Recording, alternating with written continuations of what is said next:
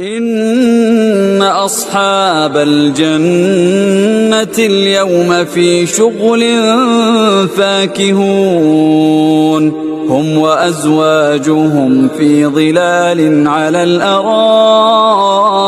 متكئون لهم فيها فاكهة ولهم ما يدعون سلام قولا من رب رحيم وامتازوا اليوم أيها المجرمون.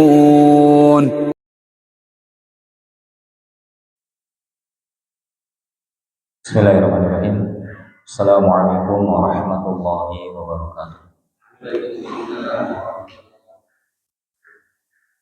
Innal hamdalillah nahmaduhu wa nasta'inuhu wa nastaghfiruh wa na'udzu billahi min shururi anfusina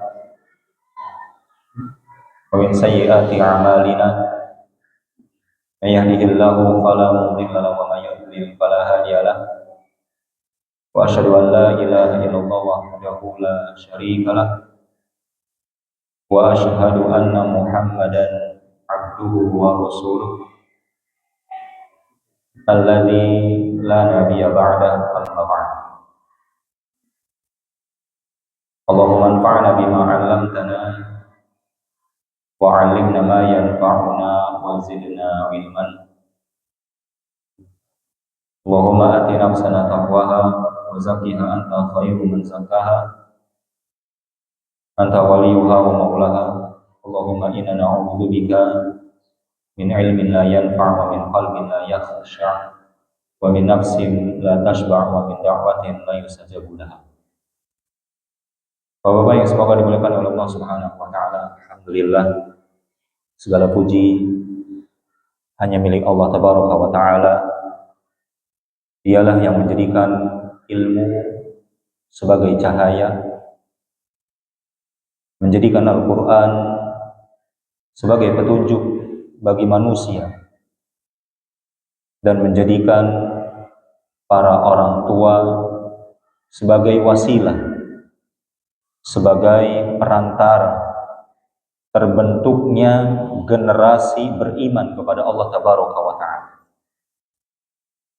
Maka sungguh bisa kita bayangkan bagaimana jikalau seorang anak yang mereka diabaikan oleh orang tuanya dan tidak terbentuk menjadi generasi yang beriman kepada Allah Subhanahu wa taala, maka akan seperti apa nasibnya. Maka dari itu peran orang tua di dalam pendidikan agama dan juga menjaga amanah serta memastikan generasi ini tidak menjadi lemah akidah, lemah akhlak, dan juga lemah ketakwaan. Maka tentunya agar semua itu tidak terjadi, kita harus mengetahui bagaimana kedudukan ilmu. Maka kedudukan ilmu yang pertama adalah ilmu merupakan warisan para nabi.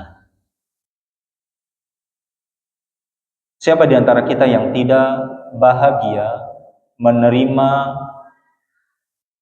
warisan dari Nabi Shallallahu Alaihi Wasallam? Tidak ada warisan yang terbaik di permukaan bumi ini melainkan warisan ilmu. Karena ilmu ini bisa mengantarkan seseorang ke dalam surganya Allah Tabaraka wa Ta'ala. Maka dari itu, warisilah keturunan-keturunan kita dengan ilmu agama. Bekalilah mereka dengan bekal ilmu-ilmu agama. Jadi tatkala kita meninggal dunia, maka kita tak perlu lagi khawatir akan masa depan mereka. Mengapa demikian? Karena orang yang memiliki pengetahuan tentang ilmu agama, dia akan dijaga oleh Allah Tabaraka wa Ta'ala. Ihfadillaha yahfadka. Jagalah Allah, maka niscaya Allah akan menjaga. Ya. Makanya ilmu adalah warisan para nabi. Sebagaimana Rasulullah SAW bersabda di dalam sebuah hadis yang diriwayatkan oleh Al-Imam Abu Dawud. Kata beliau, innal ulama warasatul anbiya. Sesungguhnya para ulama adalah pewaris para nabi. Maka warisan para nabi bukan harta, tetapi ilmu. Sehingga siapa yang belajar berarti dia sedang mengambil bagian dari warisan kenabian. Ya. Kita tidak sedang mengambil warisannya Qarun.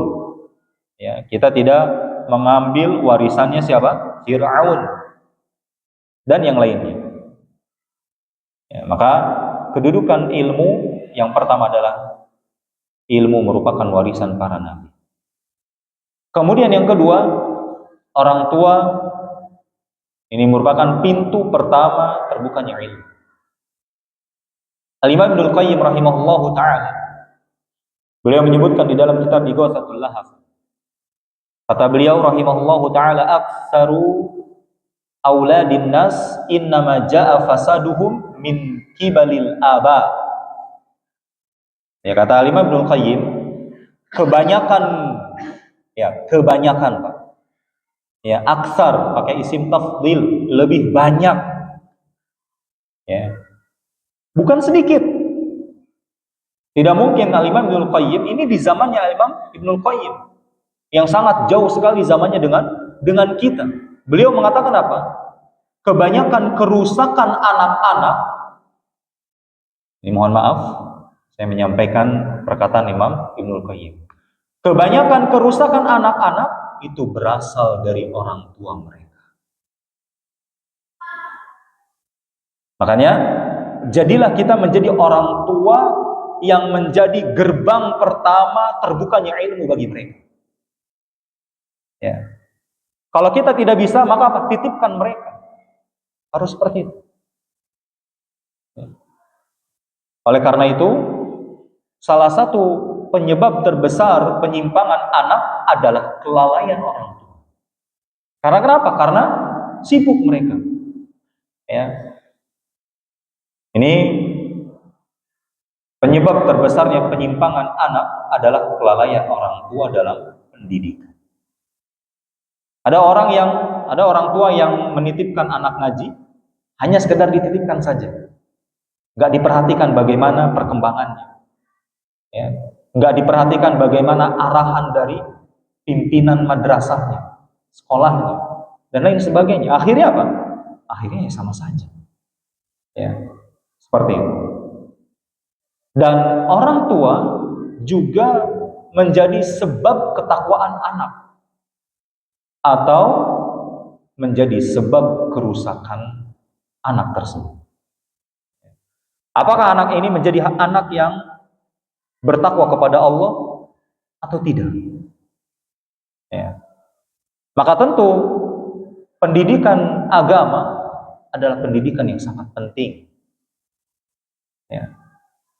Mereka berhasil dari sisi pendidikan ilmu dunia, tapi mereka sangat jauh dari pendidikan agama. Ya. Oleh karena itu, ya, kita harus apa? Harus bisa benar-benar menjadikan mereka agar dekat kepada Allah Subhanahu wa Ta'ala. Kemudian pembahasan yang kedua yaitu tentang perjuangan ulama salaf dalam belajar. Ini motivasi untuk kita selaku orang tua dan juga anak-anak kita. Yang pertama adalah apa? Ketekunan yang tidak pernah mengenal usia. Al-Imam At-Tabari rahimahullahu ta'ala, beliau di saat usia 7 tahun sudah menghafal Al-Quran. Dan di saat dewasa beliau mengatakan apa? Nimtu salasata asyrata sanatan alal kum'ati atlubul ilma. Lihat bagaimana Al-Imam At-Tabari, ini disebutkan di dalam kitab Siyar A'lamin Nubala. Kitab ini yang sangat panjang dan menceritakan tentang orang-orang terdahulu. Ya. Apa kata beliau? Aku pernah tidur selama 13 tahun hanya beralaskan kerikil demi menuntut ilmu. Tidurnya di atas kerikil, Pak. Nggak kayak kita. Ya, di atas primbed, di atas kasur busa, ASEAN, ya, harum kamarnya, kemudian juga estetik, ya, bangunannya, masya Allah, bekinaon, bekitibra, ya. Ini sampai apa? Imam At-Tabari, beliau selama 13 tahun ya hanya beralaskan kerikil, cuma menuntut ilmu. Bahkan sampai-sampai ya, para ulama terdahulu itu mereka ketika apa? Ketika belajar itu tidur di atas meja sampai bertahun-tahun. Jadi mereka nggak mau berjalan sampai apa? Sampai harus ke kasur dulu gitu untuk tidur. Tidak, mereka tidak mau. Bahkan sampai-sampai Syekh Albani rahimahullahu taala itu ketika beliau mencari suatu permasalahan tentang ilmu, beliau naik tangga, kemudian kitab yang dia cari itu ada di atas. Beliau nggak ada tuh ngambil buku turun ke bawah baca di bawah, enggak. Tapi beliau duduk di atas dari mulai pagi sampai terbitnya sampai apa? Terbenamnya matahari.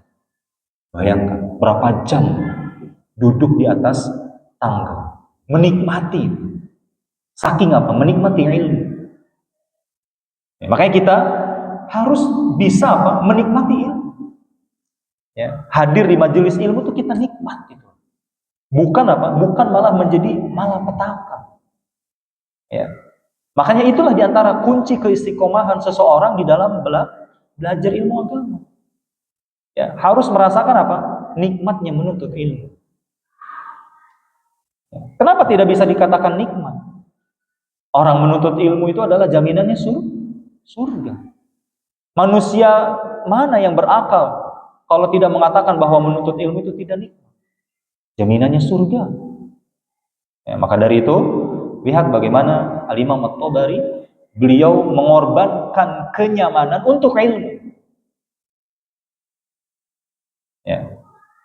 Ada orang tua murid mau ngaji, motornya dipakai sama suaminya, sehingga apa? Gak bisa ngaji, nganterin anak. Solusinya bagaimana? Solusinya gimana? Jual, Pak, barang yang ada di rumah. Kalau sudah tahu seperti itu, jual. HP bagus, ya. Tapi untuk belajar datang ke tempat ilmu, tidak apa? Tidak mau berkorban. Ulama terdahulu sampai habis pakaian, ya, sampai Al-Imam Bukhari, itu Imam Bukhari, Pak, masya Allah, yang punya kitab Sahih Bukhari, ya, ribuan hadisnya, itu sampai kehabisan pakaian, Pak. Habis pikir, habis pakaian. Ya. Untuk apa? Untuk membekali dirinya dan ilmu. Ya. Ketika Imam Bukhari tidak apa? Tidak hadir di majelis gurunya, akhirnya apa? Rekan-rekannya mencari, sama bapak nih. Bapak misalkan yang udah lama nggak hadir, ya. Terus kita diantara kita jangan cuek, Pak. Harus apa? Tanya kemana? Lanjut tidak? Bagaimana ini? Seperti itu. Ya. Tanyakan, kita rangkul kembali, begitu. Ya, kita rangkul, kita kasih motivasi, seperti itu. Kalau saya kan terbatas, saya nggak ada di grup, ya, saya tidak bisa menyampaikan sesuatu. Hanya apa? Hanya seperti ini saya sampaikan ke bapak yang hadir. Seperti itu. Nah, itu Imam Bukhari ketika apa? Ketika dicari oleh rekannya, akhirnya apa? Mereka datang ke rumahnya Imam Bukhari. Apa yang beliau katakan? Ya kalau bahasa kitanya, wahai Bukhari, kenapa engkau tidak hadir di majelis ilmu? Ya. Beliau punya alasan, kenapa tidak hadir? Ya. Ayo sini keluar, kalau bahasa kita keluar, kita selesaikan masalahnya apa? Saya tidak bisa keluar. Bagaimana saya bisa keluar? Sedangkan saya tidak punya pakaian. Bayangkan, nggak punya pakaian lagi. Ya. Akhirnya apa? Akhirnya teman-temannya, ya, membelikan pakaian untuk Imam Bukhari agar beliau bisa duduk di majelis ilmu kembali. Masya Allah. Itu Imam At-Tabari, beliau mengorbankan kenyamanan untuk ilmu. Ya, maka kita tidak boleh kalah dengan ulama salaf yang dimana jauh dari kesempurnaan, ya, kendaraan, kemudian juga alat komunikasi dan lain sebagainya, ya, sangat jauh sekali dengan zaman kita sekarang ini. Kemudian yang kedua Imam Ahmad, ya, beliau Imam Ahmad itu berjalan dari negeri ke negeri. Beliau mengatakan, talabtul ilma wa ana banu 20 sanatan ila an balagtu 50. Aku menuntut ilmu itu sejak usia 20 tahun sampai berusia 50 tahun. Ya. Beliau belajar di usia 20 tahun sampai 50 tahun.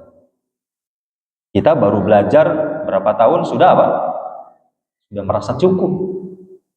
Beliau belajar tidak mengenal kata saya mah terus bisa. Terkedah dari belajar Al-Quran. Ya. Padahal ilmu Al-Quran itu sangat luas. Ini masih sangat di bawah dasar. Seseorang bisa dikatakan pemula, ya, pemula belajar ilmu Al-Quran itu harus dia menguasai 3 ilmu qiraat. Ya, 3 ilmu qiraat itu apa? Bacaan yang berbeda-beda.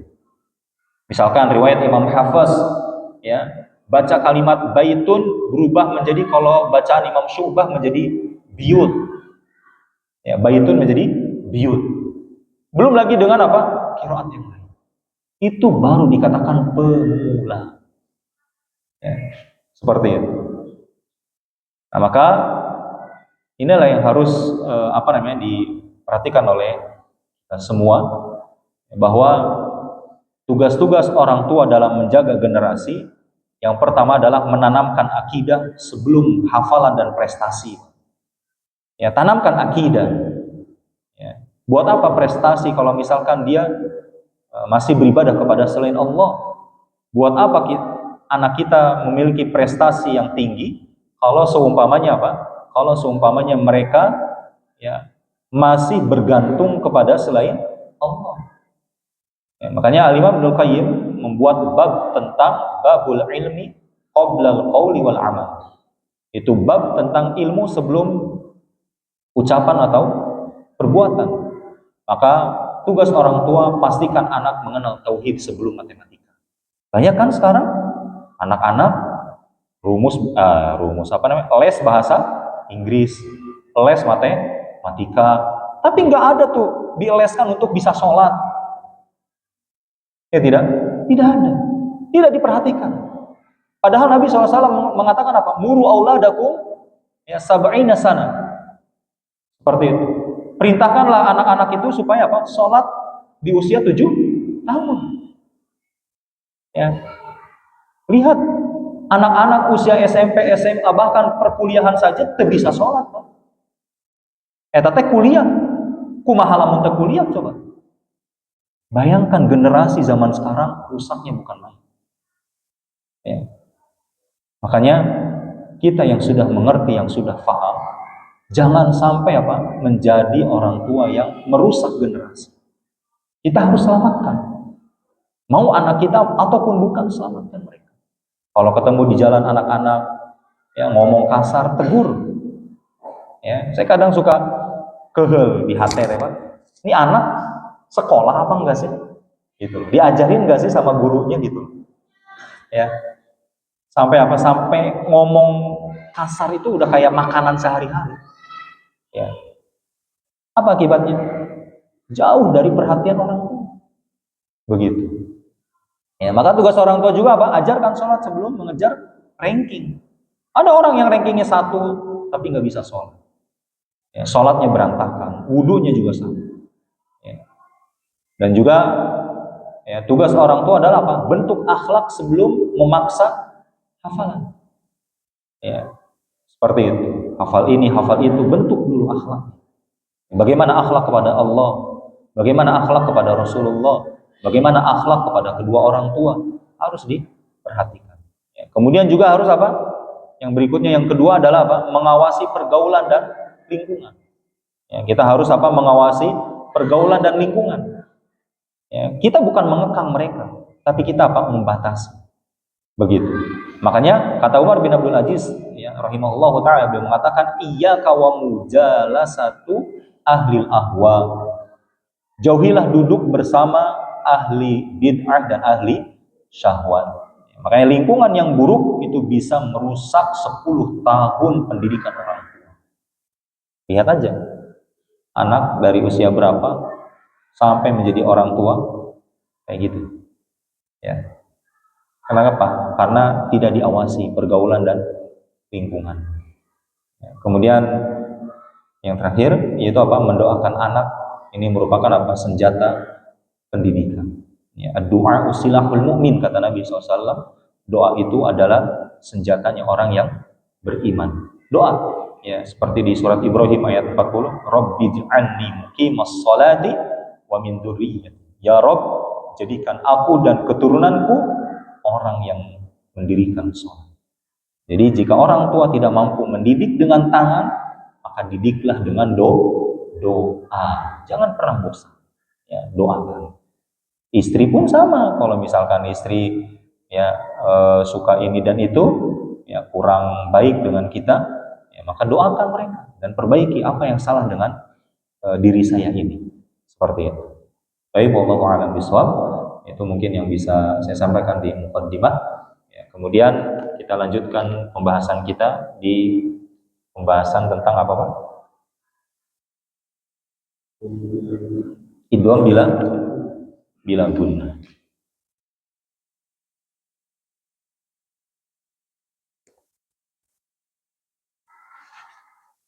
Pembahasan berikutnya yaitu idgham bila gunnah. Nah, sebelumnya kita membahas tentang idgham bila gunnah, Pak, ya. Kalau idgham bi gunnah itu dibaca dengan apa? Hah? Dengan tempo gunnah dimasukkan dan juga dengan tempo gunnah. Kemudian saudaranya itu namanya idgham bila gunnah. Idgham artinya memasukkan atau dimasukkan. Bi itu artinya dengan, la tanpa gunnah. Artinya apa? Artinya jangan kita tahan. Ya, gunnah itu ya ibarat katanya adalah menahan. Ya, seperti itu. Contoh, musaddiqon. Ini ada tanwin. Karena di sini kita masih membahas tentang tanwin dan nun sukun, ya, di halaman 39. Ya, di nun sukun dan tanwin ini nanti kalau ketemu sama lam dan ro, maka jangan ditahan, dimasukkan aja, Pak. Musaddiqol lima, jangan musaddiqol lima. Nah, itu ditahan tuh, itu ada gunnahnya, itu salah, ya. Sering saya dapati kalau misalkan apa namanya idgham bila gunnah ditahan, tapi kalau idgham bi gunnah tara ditahan, itu kebalik, ya. Entah itu apa yang menyebabkan bisa terbalik, ya, mungkin baca Qurannya tidak fokus, atau mungkin dasar-dasar ilmu tajwidnya muruluk deui, ya, harilap deui, sehingga apa? Sehingga ketika baca Al-Qur'an lupa lagi. Baik. Bisa dipahami, Pak? Ingat rumusnya nun sukun atau tanwin. Ya, silakan. Baca satu contoh yang ketemu lam, satu contoh yang ketemu ro, satu orang dua contoh, lam dan ro. Silakan Pak Edi. مصدقا لما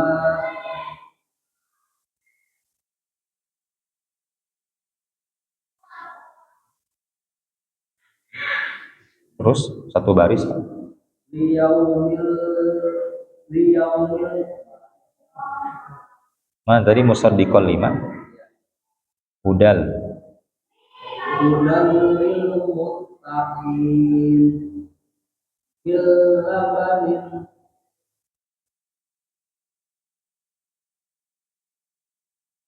Terus yang ketemu ro-nya. yus'auna min rahiqin makhtum Kho-nya jangan dipantulkan, Pak. yus'auna Yus'auna. yus'auna min rahiqin makhtum qafidatur rafi'ah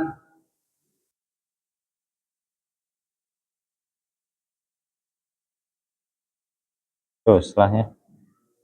mudallil mudallilna Ya. Linnas, linnya ditahan, Pak. Hudal linnas. mudallilna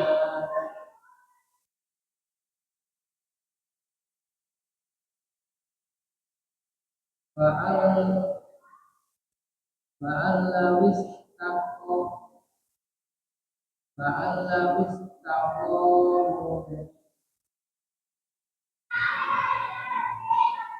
makan ibadah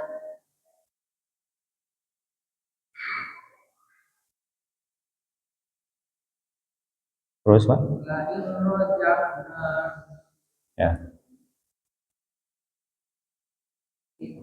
isatil rojiyah Allah Ar-Ra'ahu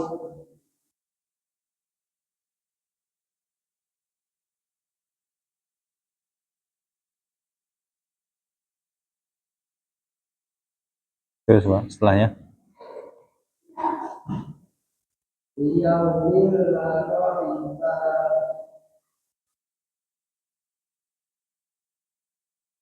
yubayyin lana min ladunka rahmah Ar-Rahmanur Rahim Diulang. La raufur rahim. Ar-Rahmanur La rau, u-nya panjang. La rau, Rahim la rau, u-nya panjang. Ar-Rahmanur Rahim La raufur rahim. Ar-Rahmanur Rahim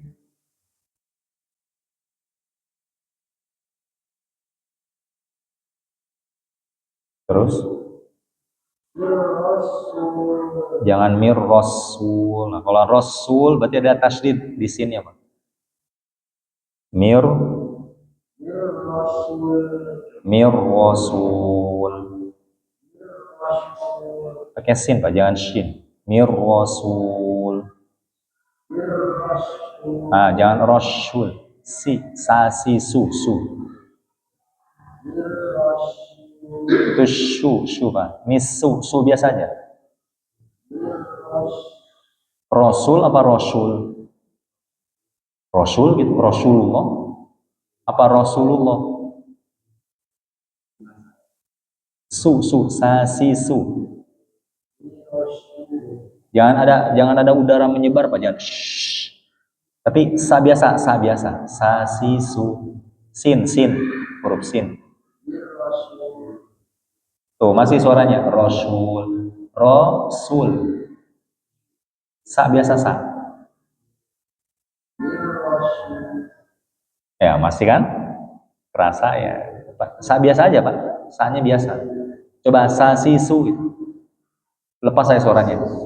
Nah, Rasul. Nah, gitu. Dilepas suaranya. Ya. Dikit. من ربه Ini di baknya ada tasdid Pak. Mir rabbihim. من ربه Himnya jangan panjang Pak. من ربه Nah, gitu aja. Baik. Nah, من لدن kalau mau berhenti milladun. من لدن Gitu. عبرة لأولي U-nya pendek Pak. Di sini bukan sukun ya, ada bulatan tuh. Jadi nggak dianggap. Kalau ada bulatan itu tandanya tidak dianggap. Jadi langsung aja terabas li ulil. عبرة لأولي الأبصار شر لكم Syar شر لكم ya. غفور رحيم شيطان الرجيم من ربك Baik. Kembali lagi awal. مصدقا لما هدى للمتقين من لبن Mil labanin. من لبن Ninnya jangan panjang Pak. Mil labanin. من لبن Nah gitu. يسقون من رحيق مختوم حافظة رافعة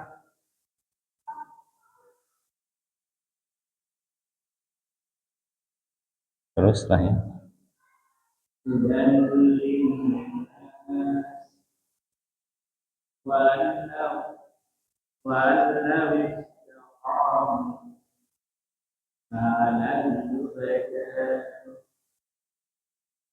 فإن رجعنا عكاك راضيا أضرعا Jangan pakai ain. Ar-ro'a. أضرعا Baik. Setelahnya.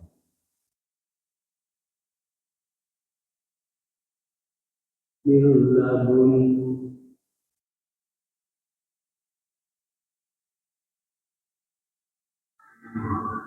Yang atas bagian baris ketiga. ليوم لا ريب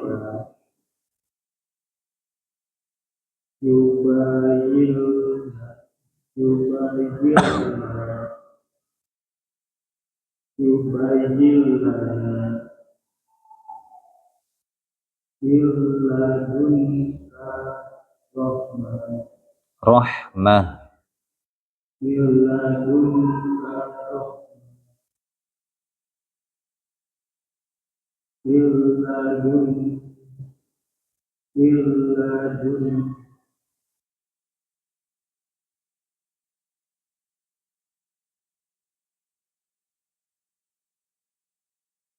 لا روح لا روح La ro u. لا روح الرحيم للرسول من ربه Nah ini hati-hati Pak ya. Kalau tanwin terus seperti ini juga ya, mimnya sukun berhenti, nah, maka jangan dipanjangkan. Mir rabbihim. Nah, jangan panjangkan kayak gitu. Terus juga seperti tadi ya mil labanin. Ya, min. Nah, itu jangan dipanjangkan. Tanwin itu jangan dipanjangkan. Baik, kemudian عبرة للأبصار شر لكم غفور رحيم شيطان رحيم من ربك baik. Setelahnya مصدق لما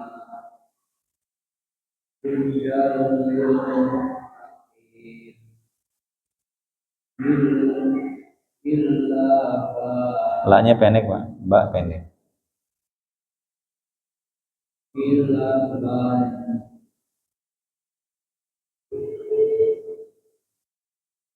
yusqawna mirwahikim yusqawna min rahiqin mahtum Qafilatun rafi'ah. Nah, diulang panjang pendeknya perhatikan. Qafilatun rafi'ah. Nah, gitu. Baik, setelahnya.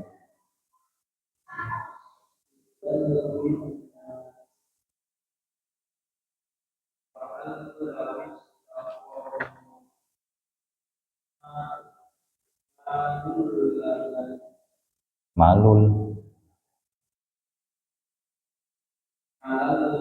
Maknya panjang.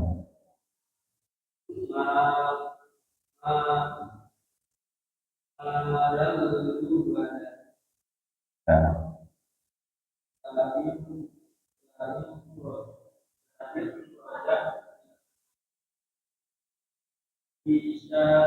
Syanya pendek.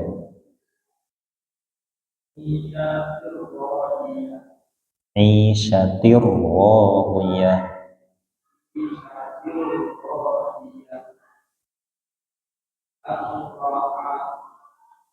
Baik. Nah itu Pak ya, pembahasan tentang idgham bila gunnah. Baik. Kemudian kita lihat di halaman berikutnya. Sudah paham Pak ya?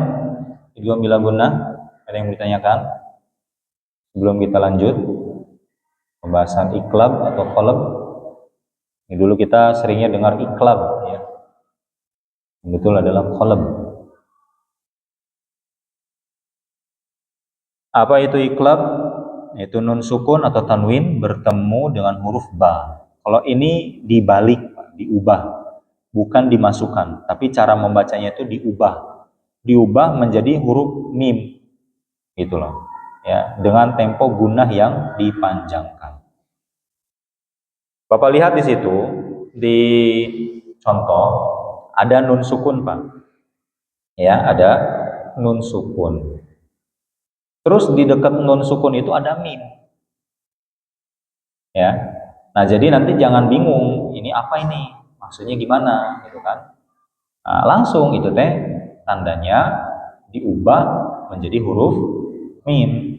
Berarti yang asalnya an ba'aka maka berubah menjadi amba'aka, begitu.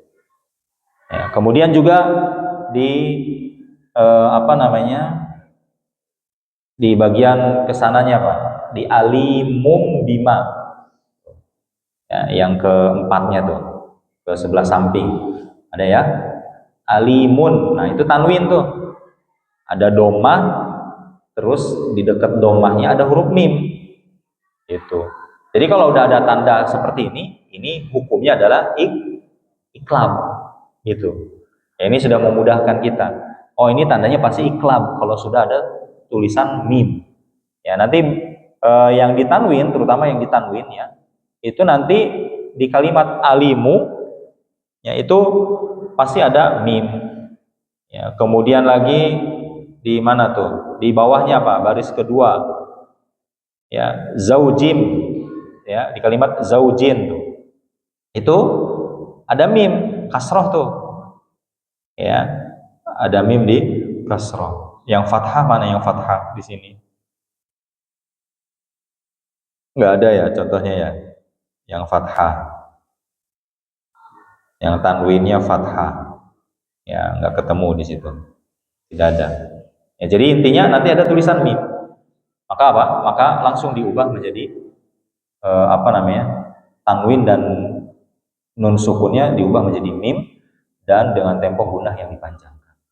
Namun yang di sini yang harus kita perhatikan adalah apa? Ada yang berpendapat dengan cara pengucapan mimnya itu dirapatkan kedua bibir atau tidak.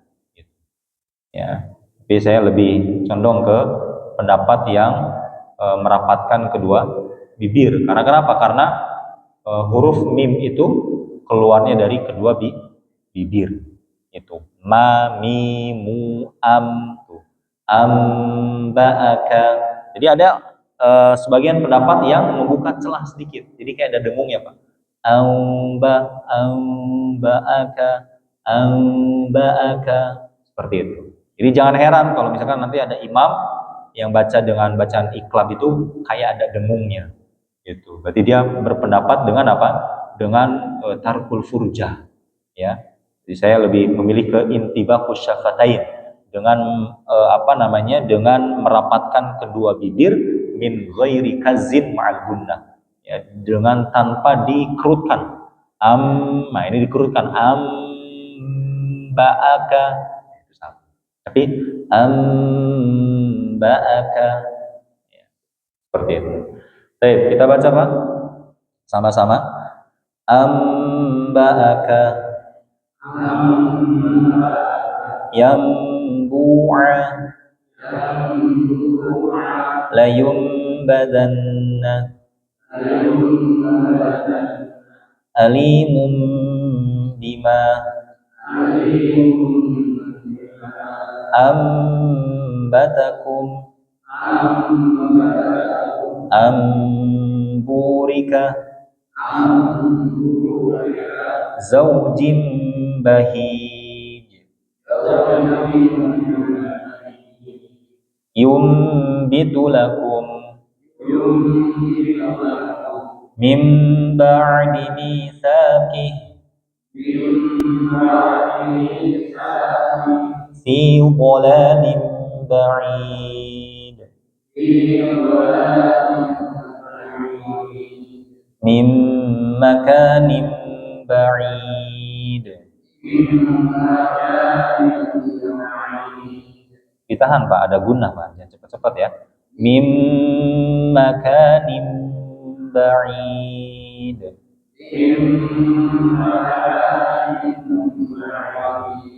Hammaz hammazim masya'im binamim.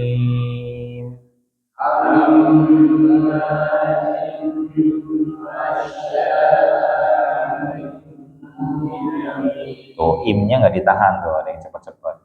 Ya, jangan buru-buru Pak, mau kemana? Alimum bidzatis sudur.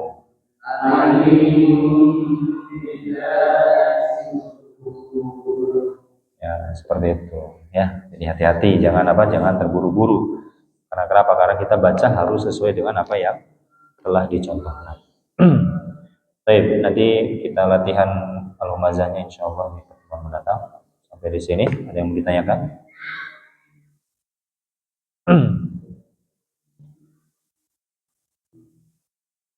Berapa hari lagi Pak Ramadan?